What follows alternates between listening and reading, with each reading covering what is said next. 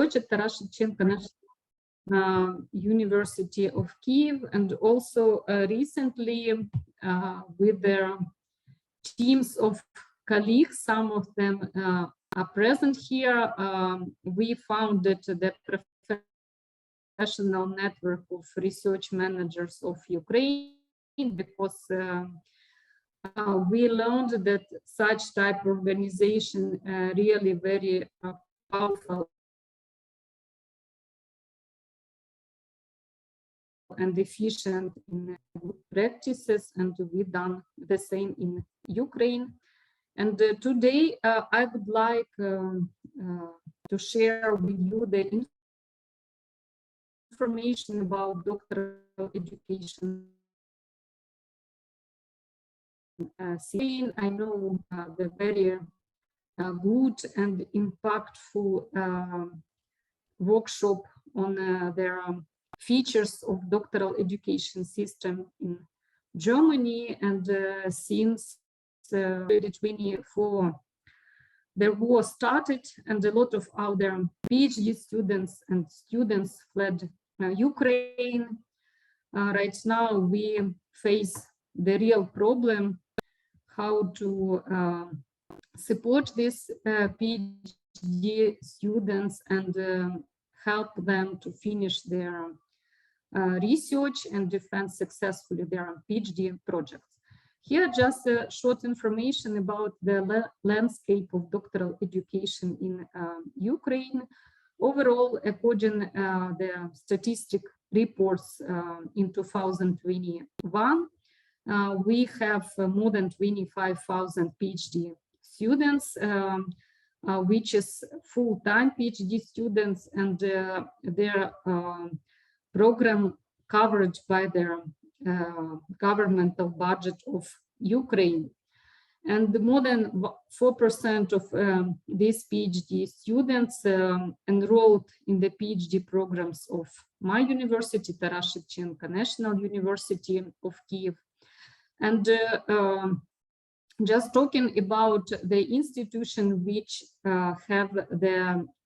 which is eligible to train the PhD students, we have the two big bodies. There are higher education institutions, universities, and there are also research institutes.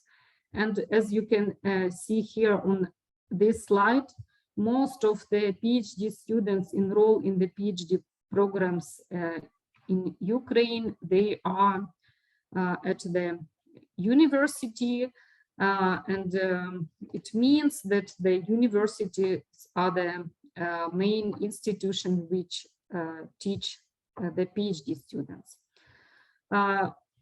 Worth to mention that in 2005 the Ukraine joined the Bologna process, and according to that, first of all, we reform the preparation at the level of bachelor degree, and after that at the level of master degree. And in 2016 also we reform our procedure, how we teach and educate their PhD students. Before 2016 I produce just comparison table. We had the training for the candidate of science. Right now we train the PhD students, and to the end they get the diploma of PhD, and before they got the diploma of candidates of science, which is equal according the rules in Ukraine. And as you can see here, the training of candidates of science lasts for the 3 years, and they counted as a researcher in comparison with the PhD program. PhD program runs for 4 years, and they treated as a PhD students, not as a researchers. And also in 2021, we moved forward and we harmonized the specialization, scientific specialization, Ukrainian scientific specialization with the international standard classification of education, and we moved from 500 scientific specialties to 40 specialties. And the next two slides I will show this in more details. Also, before in the training of candidates of science, we have the passport of scientific specialties, and right now we have the standards of educational and scientific programs for specialties, which was provided since 2022. And also all PhD program must run through the accreditation procedure, and according the rules, we cannot enroll the PhD, the students for the PhD program if the PhD program was not accredited according the National Agency for Quality of Education. Also, according the new program for training of PhD students, we facilitated the academic mobility, and actually it's written in the individual plan of each PhD students that they have a right for academic mobility, and also we have the separate regulation how to organize academic mobility. And also which happened recently, the changes in the defense procedure was also made, and previously the defense of thesis took place in their permanent specialized academic council, and currently, according to the new regulation, which was adopted in January 2022, we create one-time specialized academic council for specific defense of a PhD thesis. Okay. And here on the two next slides, we can see the comparison of the specialties in Ukraine in comparison with the 38 detailed fields of international standard classification of education. All of these help us to harmonize their program for education, not only on the level of bachelor and master degree, but also at the level of PhD educational programs. And here, just the timeline, how we run this PhD program according to the time schedule. And if as I mentioned, the PhD program lasts for 4 years, and during this period of time, each PhD student has own individual plan, and according to that individual plan, during the first 2 years of study on the PhD program, the PhD student must gain up to 43 credits. Out of them, 21 credits will be mandatory educational disciplines, and we teach on the philosophy, methodology of science, academic writing, and innovation technology. And also student has the right to pick up their up to 12 credits elective disciplines, which he or she needs to push their research project. And also as a mandatory part, the PhD student must be trained as a lecturer, so they have the up to 10 credits for the pedagogical practice. This pedagogical practice consists of two parts: theoretical parts. They are taught how to prepare yourself to the lecture, how to write the plan of disciplines, and the second part consists of the real training as a lecturer in the auditorium with the real students. And in parallel with their educational component, the PhD student must run their scientific project. Research project lasts for 4 years, and actually the PhD programs runs for 4 years. And during this period, PhD student must write the 3 original research papers in a peer review journals. And we asked, according to their regulation, at least one research paper must be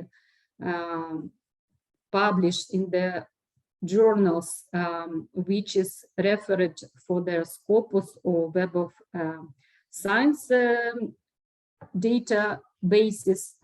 And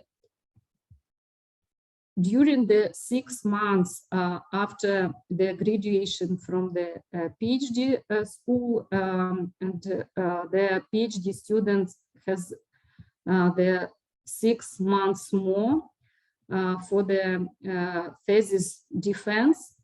And in some cases, for example, as an illness or something else, this period can be extended up to 2 years, but it's supposed to be a certain reason. And actually right now, because of war in Ukraine, all these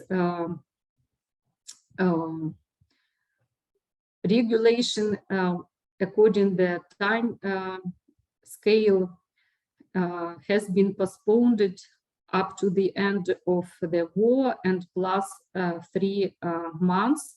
So if the PhD student cannot defend in time during this 6 months or 2 years period, he or she has the right to do that after war. And also the PhD student, as any student in Ukraine, according to the law of about higher education, have the right for the academic break up to 1 year, with the prolongation for extra 1 year. So we face right now that a lot of PhD students use this opportunity and they take this 1 year academic break because of obvious reason. Also, as I mentioned, that we have the changes in the procedure, in the defense procedure. So these changes open the new room for the international collaboration, and also for the joint PhD programs and joint supervision with the foreign institution, like be national PhD supervision. So according that rules, the PhD student has right have the 2 PhD supervisors based on the interinstitutional agreement, and also we signed the agreement personally for each PhD students with the detailed individual plan and with all information regarding their study program, regarding the defense procedure, regarding the language of defense, and so on. And also, according to the current regulation, we can invite up to 3 international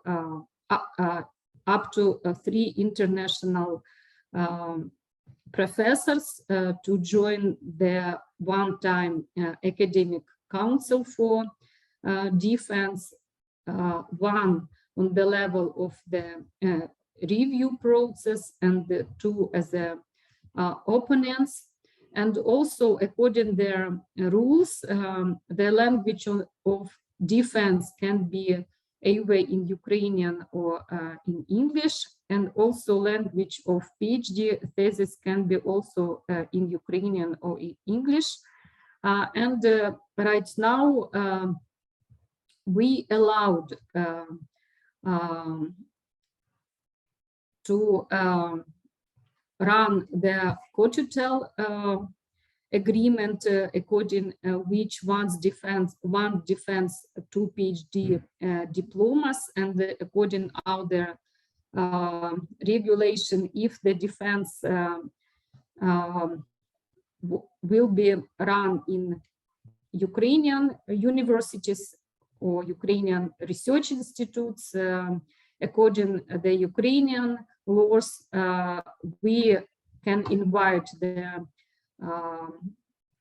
professors from our partner university or research institutes, and that institutes or that country has right also to give the second diploma to our PhD students as a result of the successful defense.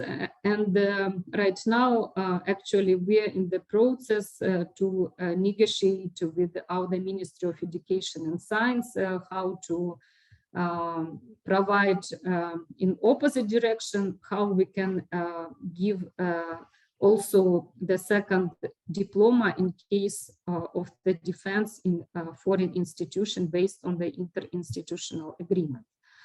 Also, I learned that this topic about the harmonization of the PhD training or doctoral educational training is a very hot topic also for the European University Association and Council of Doctoral Education, and on their website I found the 2 big survey which was posted in April and May 2022, and all of them I was really surprised because they talking about the same problem, that we need to harmonize the procedure and also learn more about the funding opportunities for joint PhD supervision.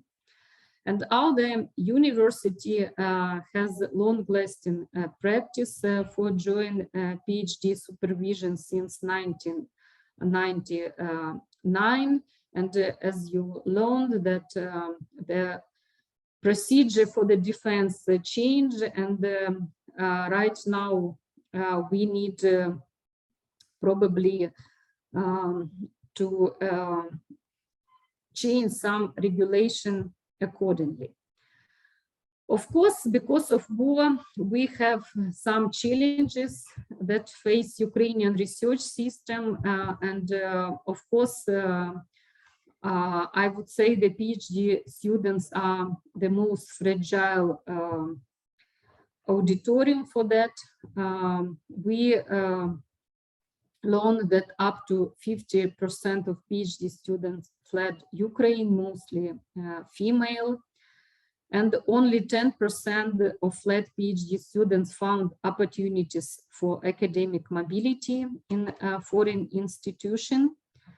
And as I mentioned that then we compare the number of PhD students who would like to take the academic break according to different reasons. We found that we have this number increased 3 times in comparison with the same period in 2021. And also some of our PhD students voluntarily mobilized in armed forces of Ukraine, so they also interrupted their study. Also, we have, since the PhD students are the part of the entire research ecosystem in Ukraine, since we face the problem with the cut of the research budget at the level of Ministry of Education and Science, and also at the level of National Research Foundation of Ukraine, and also we face the 100% of cut of all money which were allocated for the infrastructure project and equipment. Of course, this affects the efficiency of PhD study. And despite we provide all information and we collect together with other international department the proposals from all our foreign colleagues and institutions about the opportunities for the academic mobility. Most of these proposals for the students or their other lecturers or professors who hold already their PhD degree, and we face the just few proposals at the level of PhD students. So as a long-term actions, I would like to think about the increased number of cotutelle, and we need more information about funding options for cotutelles in EU. And the proposal, maybe we can organize separate workshop on to collect all these opportunities, and also maybe think over about joint PhD programs. So at this point, with this proposal, I would like to stop my presentation, and I'm open for questions. Thank you very much. Thank you. Thank you very much for such an interesting speech and presentation. Perhaps our listeners have questions for you. Please do it.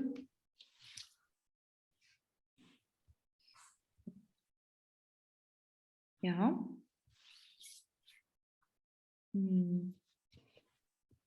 I don't know. Maybe. Yeah, please.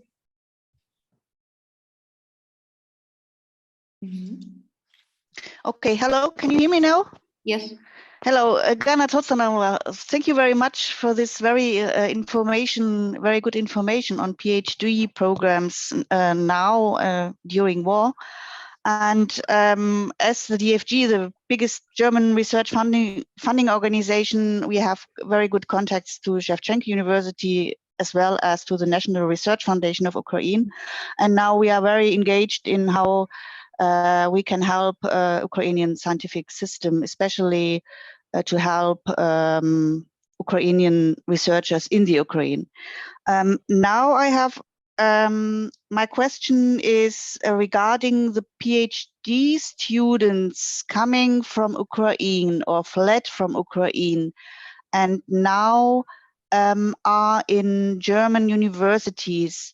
How do you manage to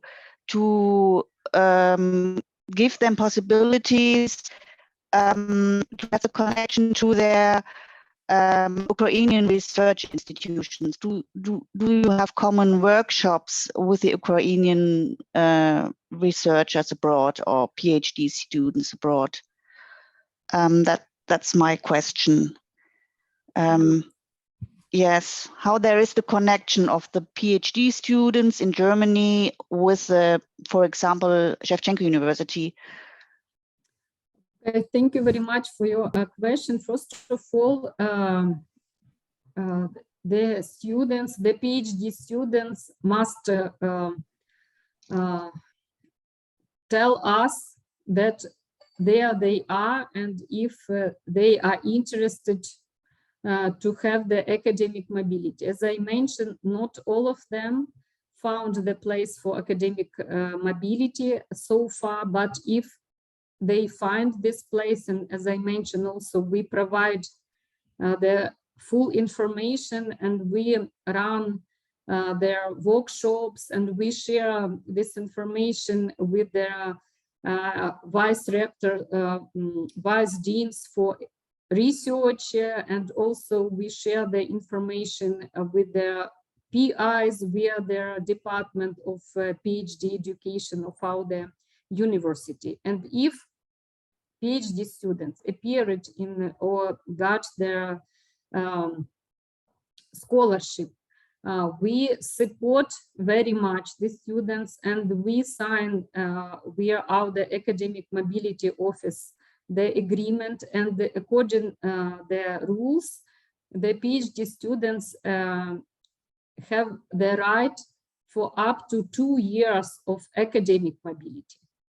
And also, if the students in first year or second year of study, we provide all classes online, and the students can continue his or her education, taking the courses. Did I answer your question? Maybe you understand. And do you have some connections to German universities? The Shevchenko, of course, has several agreements with German universities already before the war. And how are now the relation or connections to those partner universities in Germany? Thank you very much. We have a lot of course, connection with the German universities, but it appeared that mostly that they take care about the students, not the PhD students, through the Erasmus program or other grants. That's why I mentioned that the PhD students are the most fragile group of the students, but they are not really students. They are researchers, and they have their own needs, and they have their certain projects which they're supposed to run. And in this case, probably we need some maybe special calls for the PhD students. Then they can run proposal and come, let's say, for 6 months in research institution which have the similar equipment or similar project, or it was the long-lasting already collaboration, as you mentioned, between all the institutions on all the researchers, and the PhD student can apply, you know, and finish their research project, because according to their regulation, they can defend their PhD thesis online.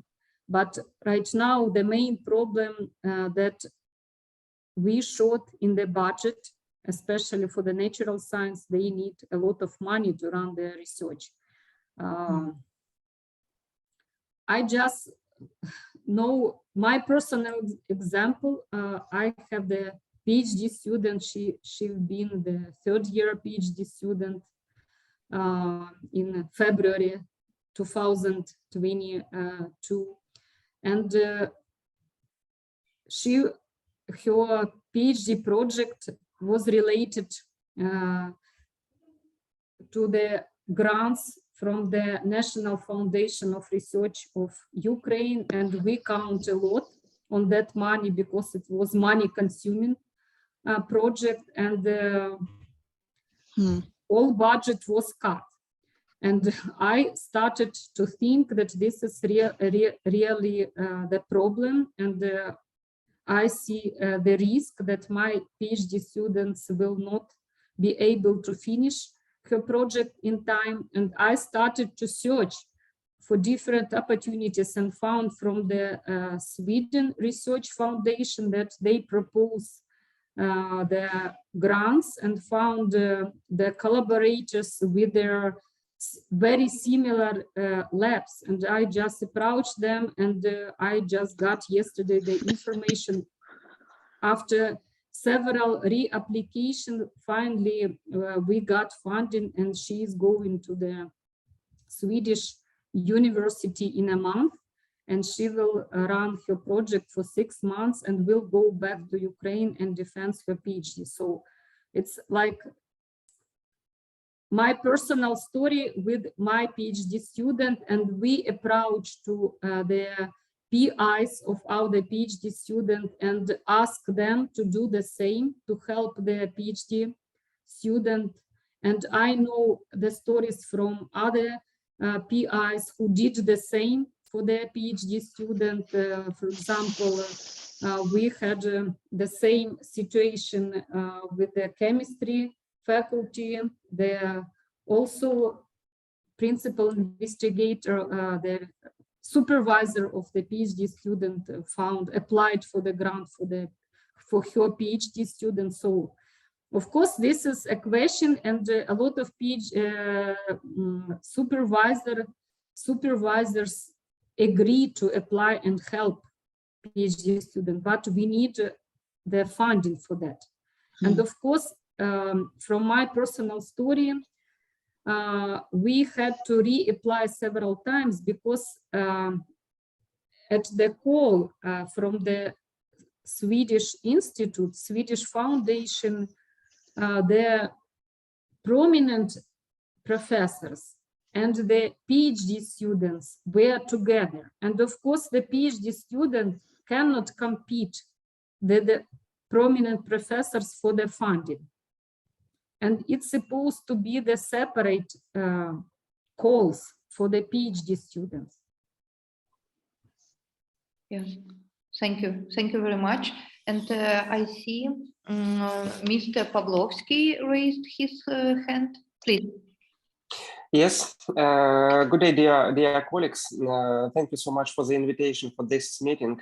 I have a question which related with education for PhD, but for PhD students who has evening educational forum.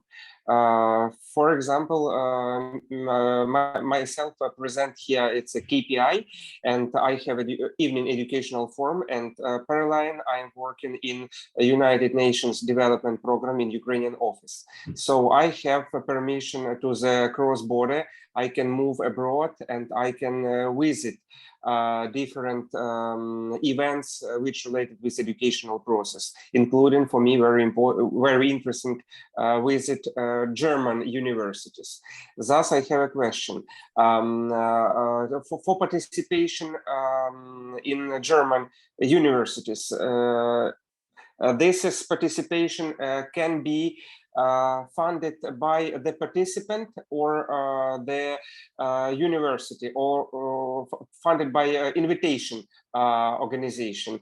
Who will pay for this? For example, some part of can be paid by own the participants, for example, traveling, but living and something other educational materials. How it can be realized? Thank you so much.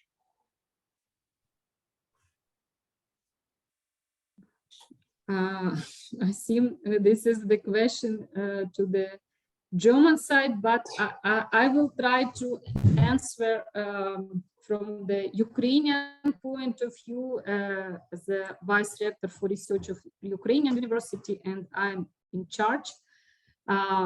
It can be the several funding options.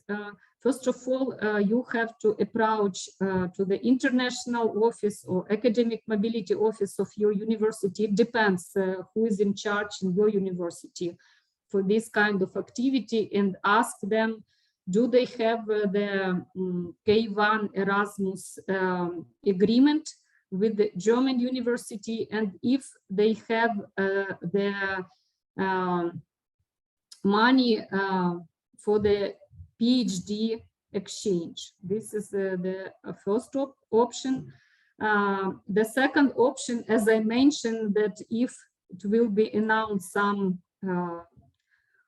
calls for the short-term grants, individual grants, you can apply together.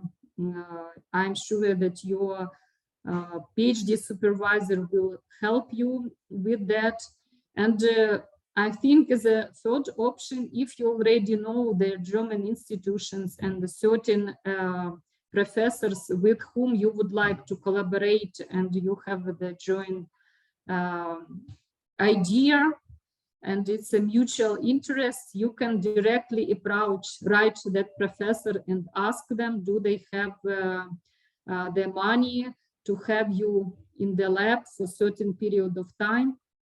So it's like from point of view of the university, Ukrainian university, and from my personal point of view, you can just use these three options. Yeah, thank you so much for this answer. It's very important because for me was unknown situation how to contact with this directly or through some departments, international affairs departments of the universities. Thus, as I clearly understand that I can directly to contact with universities, with departments which interesting for me, and continue organizing my education. Thank you. And also I see then in chat box one of the organizers of this event shared the information for the funding bodies from Germany who provides the funds, so you can just copy and use this information. Thank you. Thank you. Thank you. Thank you very much. And in chat we have one question. If a PhD students move abroad and enroll at a foreign university, what do they need to do to continue at their home university? Do they have to decide if they continue in Ukraine or move fully to defend their thesis abroad? Yeah, the first question, and maybe, yeah. And maybe later, yeah, the next. Okay, it depends on the situation, and it depends on the PhD students. First of all, it depends on the country. In France, for example, the student must be enrolled in both PhD programs in both university, in case he or she would like to have this joint supervision. If I'm right, maybe somebody can correct me. In Germany, according to the rules, and I check this on the official website of the Rector's office, you have to be admitted in the PhD program at least in one university. And based on that, it can be signed the institutional partnership agreement for this certain PhD student, and we have to agree on the individual plan. So it must be negotiation at the level of the administration of the university. So in case of the PhD student, we have to learn their individual information in individual case. it depends. So I'm really don't know how to answer this question with one decision, because it's no one decision for this question. And the second question, how long can academic mobility be? As I mentioned, according to the Ukrainian rules, 50% of time, and since PhD program lasts for 4 years, in this case, up to 2 years, the PhD student can be in other university for academic mobility period, and it can be different universities, it depends. Overall, up to 50% of time. Okay, thank you. Thank you. And in chat, we can see many commenters, yeah, from our colleague. Yes, thank you. Thank you. Dear colleagues, do you have any more questions, please?